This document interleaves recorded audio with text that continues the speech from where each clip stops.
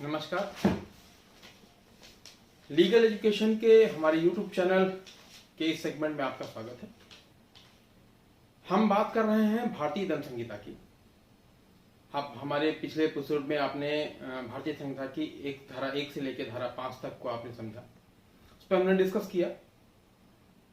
आज हम बात करेंगे धारा 6 से लेकर धारा 11 तक। भारतीय दंड संहिता जो है वो 23 खंडों में विभाजित है। 511 धाराएं हैं और 23 खंड हैं। प्रथम खंड जो था वो धारा 1 से लेकर धारा 5 तक था। आज हम द्वितीय खंड में जा रहे हैं। द्वितीय खंड हमारा धारा 6 से लेकर धारा 52A तक है। और ये जो सेगमेंट है, ये जो अध्याय है, वो है जनरल एक्सप्लेनेशंस का, साधारण परिभाषाएं जो है। जब तक भारतीय दंड संहिता को आप अगर समझना चाहते हैं, कोई समझना चाहता है, कोई जानना चाहता है, तो जरूरी है कि पहले हम उसकी परिभाषाएं समझ लें।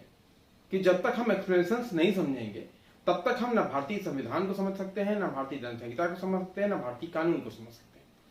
किसी भी कानून को समझने के लिए सबसे अनिवार्य है कि हम उसकी जो एक्सप्लेनेशंस हैं, जो परिभाषाएं हैं, वो परिभाषाएं समझें।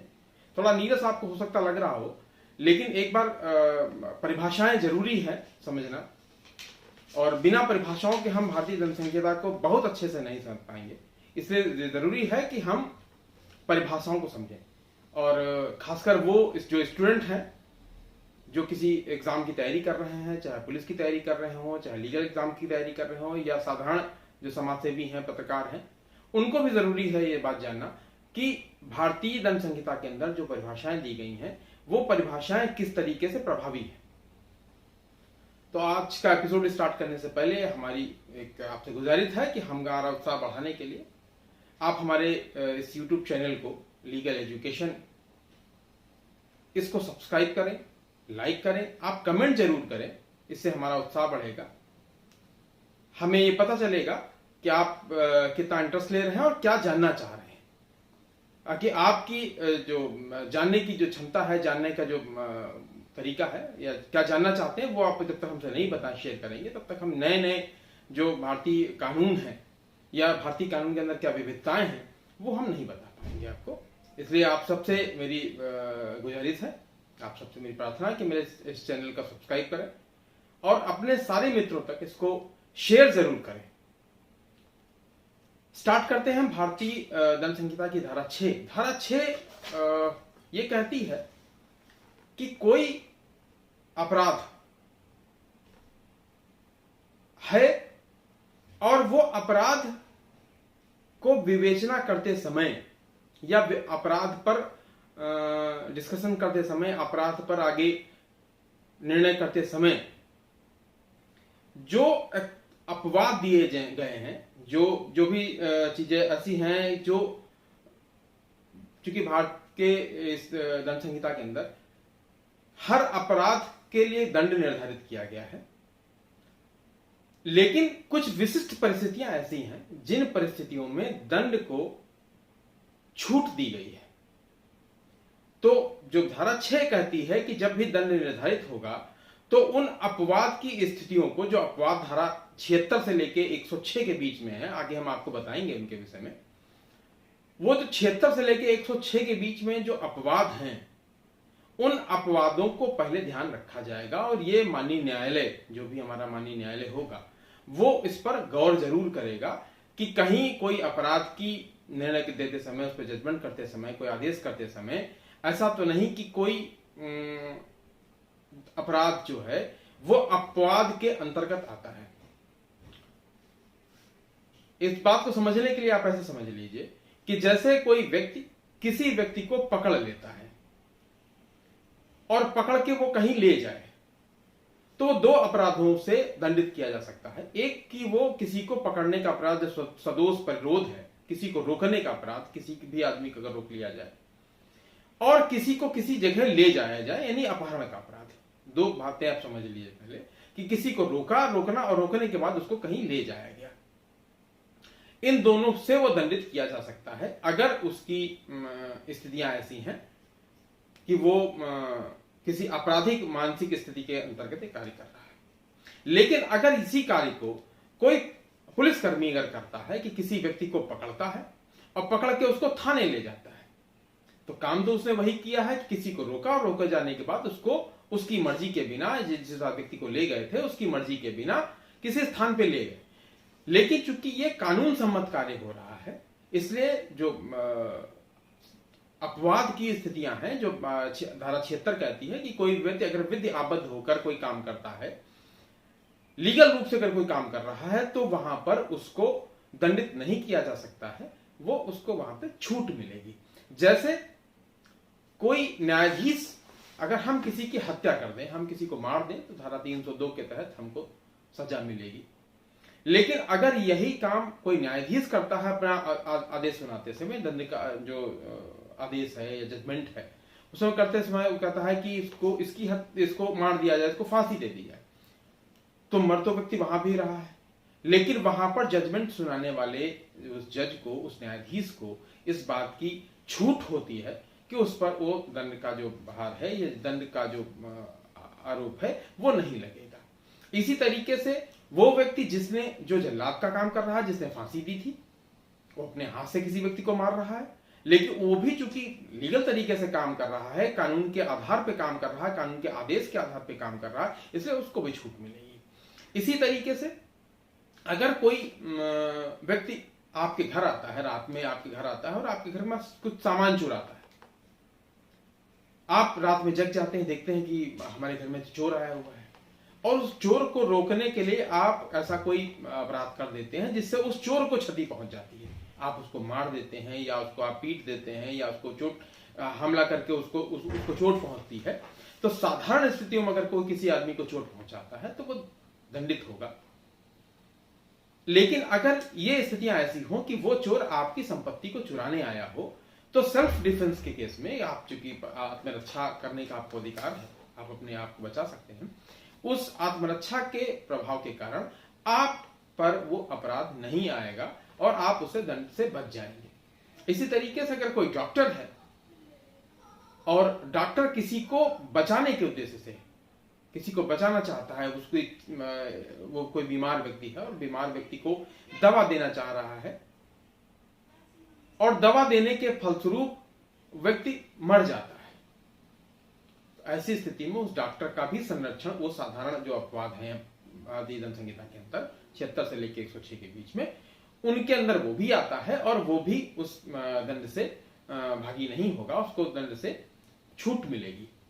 तो धारा 6 हम जहां बात कर रहे थे, आपसे डिस्कस कर रहे थे, तो धारा 6 जो है वो ये डिस्कस करती है, कहती है कि जब भी हम दंड का निर्धारण करेंगे, तो दंड का निर्धारण करते समय हमें साधारण अपवाद जो हैं 76 से लेकर 106 के बीच के, उन सारे उपबंधों को ध्यान रखना होगा।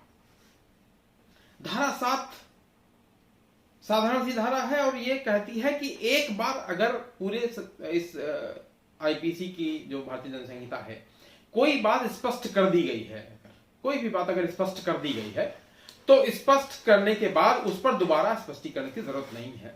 जो भी उसमें कहा गया, जो भाव एक बार परिभाषित कर दिया गया है, किसी भी चीज का अगर कोई भाव स्पष्ट परिभाषित कर दिया गया है, तो दोबारा वहां पर उसको अलग से परिभाषित करने की कोई जरूरत नहीं होगी। एक बार का जो स्पष्टीकरण है वो पूरी संहिता में, पूरी 511 धाराओं में वही भाव रहेगा जो भाव एक बार स्पष्टीकरण कर दिया गया है। धारा 8 आपके जेंडर को डिसाइड करती है। जेंडर क्या है, जेंडर क्या होगा, लिंग जिसको कहते हैं कि लिंग क्या होगा। तो लिंग दो तरीके से हो सकते हैं, एक पुरुष हो सकता है, एक महिला हो सकती है। और पूरी आईपीसी के अंदर, पूरी भारतीय दंड संहिता के अंदर जब भी व्यक्ति शब्द आएगा, व्यक्ति, तो ये व्यक्ति दोनों जेंडर पे लागू होगा, वो महिला पे भी लागू होगा, वो पुरुष पे भी लागू होगा। तो अगर कहीं कहीं पे इस पूरी संहिता में चूंकि व्यक्ति की बात की जाती है या पुरुष की बात की जाती है, जब तक स्पेशली रूप से, विशेष रूप से महिला शब्द उपयोग नहीं किया जाएगा, तब तक हर नर और नारी, हर स्त्री और पुरुष व्यक्ति ही माना जाएगा और वो पुरुष के रूप में संबोधित किया जाएगा, जब तक कि स्पेशली रूप से उसको महिला के रूप में संबोधित ना किया जाता, तब तक वो व्यक्ति, इस बात को परिभाषित किया गया धारा 8 में। धारा 9 हमारी वचन डिसाइड बताती है, नंबर बताती है। नंबर क्या है, तो दो ही तरीके के नंबर होते हैं, या तो एक वचन या बहुवचन। सिंगुलर और प्लूरल, एक वचन में एक व्यक्ति और बहुवचन में बहुत सारे व्यक्ति, जैसे एक चोर या बहुत सारे चोर, चोर या चोरों, हत्या या हत्यारों। तो दोनों स्थितियों में दंड का स्वरूप बदलेगा नहीं, दंड का स्वरूप वही रहेगा। और यह बात डिसाइड कर दी, यह बात परिभाषित की जाती है भारतीय दंड संहिता की धारा 9 के अंदर। धारा 10 डिसाइड करती है पुरुष और महिला। पुरुष और महिला क्या होती है, एक बहुत महत्वपूर्ण बात है, पुरुष और महिला। पुरुष हर वो व्यक्ति होगा जो जन्म से पुरुष के रूप में पैदा हुआ है, और वो जन्म के बाद से लेके, यानी जन्म के तुरंत बाद से लेके और मृत्यु तक वो पुरुष ही रहेगा। इसी तरीके से महिला जन्म के तुरंत बाद से लेके और मृत्यु तक, वो चाहे एक दिन की बच्ची हो या 100 साल की कोई महिला हो, एक दिन का कोई बच्चा हो या 100 साल का कोई पुरुष हो या किसी भी साल का कोई पुरुष हो, उसको हमेशा नर और नारी, मेल या फीमेल के रूप में ही डिसाइड किया जाएगा। उसको अलग अलग तरीके से डिसाइड नहीं किया जाएगा, अलग अलग तरीके से परिभाषित भी नहीं किया जाएगा। जैसे अपराध अगर किसी महिला के साथ हो रहा है तो महिला एक दिन की बच्ची भी हो सकती है और 100 साल की महिला भी हो सकती है। आर्टिकल आप आगे धारा 354 पढ़ेंगे, आगे 376 पढ़ेंगे, जो अपराध सिर्फ महिलाओं के प्रति होते हैं। तो वहां पर महिला वो एक दिन की बच्ची भी हो सकती है। अगर एक दिन की बच्ची के साथ भी किसी तरीके से कोई अपराध किया जा रहा है जो धारा 354 या सेक्शन 376 में परिभाषित किया जा रहा हो, तो वो अपराध, वो दंड एक दिन की बच्ची के पर किए गए अपराध को लेकर और 100 साल या 50 साल या 70 साल या 90 साल किसी भी साल की महिला पर भी वो ही डिसाइड होगा।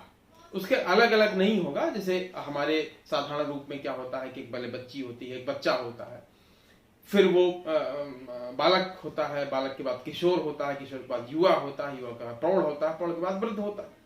लेकिन यहां पर इस तरीके से परिभाषित नहीं किया गया है। एक दिन से लेके, यानी जन्म के तुरंत बाद से लेके और मृत्यु तक वो या तो नर होगा या नारी होगी, या तो मेल होगा या फीमेल होगा।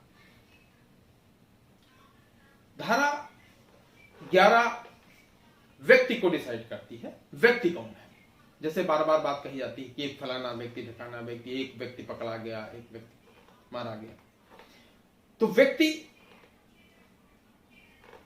मनुष्य तो होगा ही होगा। मनुष्य का मतलब होगा जो भी जिसका जेंडर हो, चाहे वो महिला का हो या पुरुष हो, चाहे वो थर्ड जेंडर हो। इसके अलावा कुछ विशिष्ट लोग भी हैं जो व्यक्ति के रूप में आएंगे, जिसमें सबसे महत्वपूर्ण है कोई निगम। वो निगम को भी हम व्यक्ति के रूप में रखेंगे। कोई कॉर्पोरेट कंपनी, कोई भी कंपनी हो सकती है, वो कंपनी भी व्यक्ति कहलाएगी। भगवान के मंदिर की वो मूर्ति भी व्यक्ति है। अब आप सोच रहे होंगे कि ये जब व्यक्ति हैं तो इनको कोई कंपनी कैसे अपराध कर सकती है या कोई निगम कैसे अपराध कर सकता है? तो निगम के जो कर्ता धर्ता होंगे उनको यह दंड कैसे दिया, निगम को कैसे दंड दे सकते हैं आप? नगर निगम है, नगर निगम को कैसे दंड दिया जाएगा? या कोई और, जैसे आप कोई कॉर्पोरेशन है, कोई कंपनी है, एबीसी प्राइवेट लिमिटेड है या एबीसीडी लिमिटेड है या कोई भी कंपनी है, उनको कैसे दंडित किया जा सकता है? तो उनको दंडित तो किया नहीं जा सकता किसी कंपनी को, कि वो तो वर्चुअल टाइप है। उसके जो कर्ता होंगे, जो डायरेक्टर होंगे, जो कंपनी के डायरेक्टर होंगे, उनको उनके द्वारा किए गए अपराध की सजा मिलेगी। इसमें एक सबसे अच्छी बात यह है जानने के लिए, विशेष रूप से आप जानने के लिए, कि जो प्राइवेट लिमिटेड फर्म है उनको हमारे जजमेंट में या सुप्रीम कोर्ट ने व्यक्ति नहीं माना है। कंपनी को व्यक्ति माना है। प्रोप्राइटरशिप फर्म अगर है तो आप तो प्रोप्राइटर होंगे ही, आप अपराध करेंगे तो आपको दंड मिलेगा। कंपनी अगर कोई अपराध करेगी तो उसके जो डायरेक्टर होंगे, जो उसको काम करने वाले लोग होंगे, काम करने का मतलब जो डायरेक्टर होंगे, जो लीगल अथॉरिटी रखते होंगे। शेयर होल्डर उस व्यक्ति नहीं होता है, शेयर होल्डर उसके मालिक होते हैं। व्यक्ति हमेशा डायरेक्टर के रूप में होगा। लेकिन जो प्राइवेट लिमिटेड फर्म, जो पार्टनरशिप फर्म होंगी, जिसमें दो लोग मिलकर कोई फर्म बना लेते हैं, तो उस फर्म द्वारा किए गए अपराध के लिए प्राइवेट लिमिटेड पार्टनरशिप जो फर्म है वो व्यक्ति के रूप में परिभाषित नहीं की जाएगी। भगवान के मंदिर की मूर्ति व्यक्ति के रूप में परिभाषित होगी। और भगवान का जो मंदिर है, जो भगवान की मूर्ति है, वो किसी पर केस कर सकती है या कोई उस पर केस कर सकता है। वो संरक्षित होगी बाई पुजारी, जो भी वहां पे पुजारी होगा। जैसे आपने अभी बाबरी मस्जिद और भगवान राम के मंदिर को लेके मुकदमा देखा कि उसमें भगवान रामलला भी एक व्यक्ति के रूप में उस मुकदमे के पार्ट थे और वो अपना मुकदमा खुद लड़ रहे, भगवान राम अपना मुकदमा खुद लड़ रहे थे। तो ये डिसाइड होगा या परिभाषित किया गया है धारा 11 के अंतर्गत। तो आशा है मुझे आज की इस एपिसोड में आप सारी बातें समझ गए होंगे। धारा 6 से लेकर धारा 11 तक की बातें मैंने आपको समझाई कि धारा 6 में क्या होगा, धारा 7 में क्या होगा। धारा 6 में वो अपवाद जो धारा 76 से लेकर 106 के बीच में है, वो सारे अपवाद देखे जाएंगे किसी अपराध का दंड देते समय। धारा 7 की एक बार अगर कोई बात स्पष्ट कर दी गई है किसी पुस्तक के अंदर या किसी बात पर भाषित कर दी गई, तो उसको बार बार अलग से स्पष्टीकरण या अलग से प्रभावित करने की जरूरत नहीं है। धारा 8 किसी के जेंडर को डिसाइड करती है कि किसी का जेंडर क्या होगा। धारा 9 किसी के सिंगुलर और प्लूरल यानी वचन को डिसाइड करेगी, नंबर को डिसाइड करेगी, एक वचन है बहुवचन है। धारा 10 जो होगी वो किसी के पुरुष और स्त्री को डिसाइड करेगी, पुरुष और स्त्री को परिभाषित करेगी कि पुरुष कौन होगा और स्त्री कौन होगी, महिला कौन होगा, और मेल और फीमेल को परिभाषित करेगी। और धारा 11 व्यक्ति को निर्धारित करेगा, व्यक्ति को परिभाषित करेगा। आशा है कि आज सारी बातें आप समझ गए होंगे। आज के एपिसोड में इतना ही। बहुत बहुत धन्यवाद।